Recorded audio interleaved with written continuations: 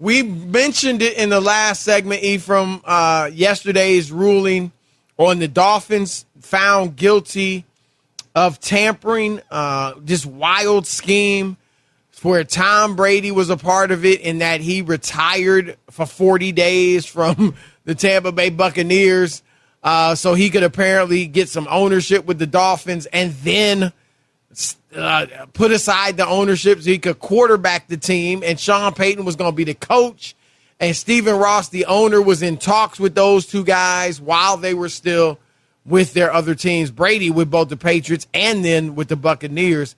And Ross gets what we both believe was a slap on the wrist, a $1.5 million fine, which is nothing for a man of his wealth. They lost their first-round pick this upcoming season, but they do still have a first-round pick they got from the 49ers. And they lost a third-round pick in 2024. And he's, as you said earlier, he can't be around the team at the facility or any events like that until mid-October. What a lot of people are saying, Ephraim, because the NFL, remember, Brian Flores also accused them of tanking.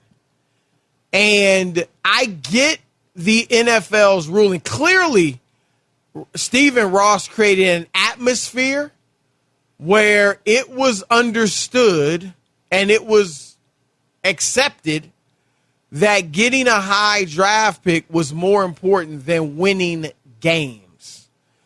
I assume the league did not come down on the tank with a tanking charge or conviction, if you will, because Brian Flores clearly did not do that. He clearly did not tank. And it doesn't appear that there was a direct edict from Stephen Ross to lose games. Now, he created that climate, that atmosphere, even the $100,000, right, that Flores said he was told he would get if they lost games. The league said it was a joke. Now, I don't know, maybe, but beyond what I just said, ultimately, Ephraim, the league, the last thing they want, right? They protect the shield, the integrity of the game. The last thing they want is for an owner or a team to be accused and convicted of losing games on purpose. Am I right? You can't survive that. The NBA was able to survive that. That won't happen in the NFL. With Donegan, talking about the ref, yep. Right. So, but even we know NBA teams tank.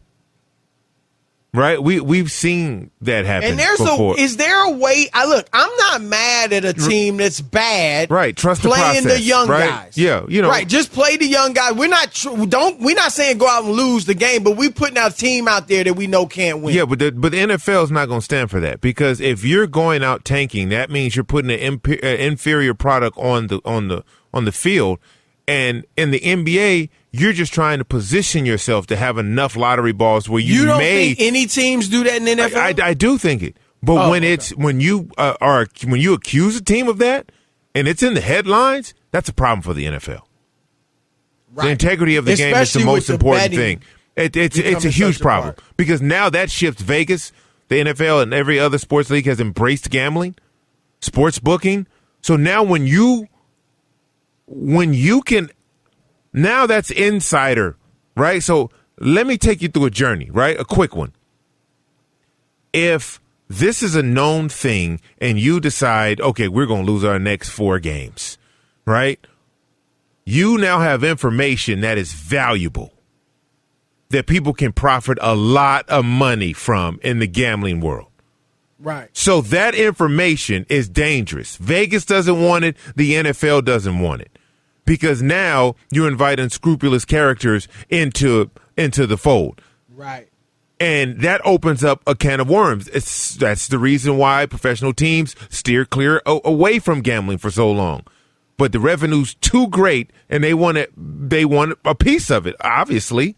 Right. And so now, if you openly come out and owners are saying, hey, we're tanking, we're going to do this, now you got to look at every team.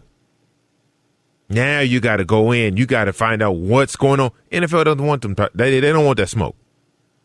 Right. Now, overactive owner who's talking about, I'm tampering here. Okay, we could deal with that.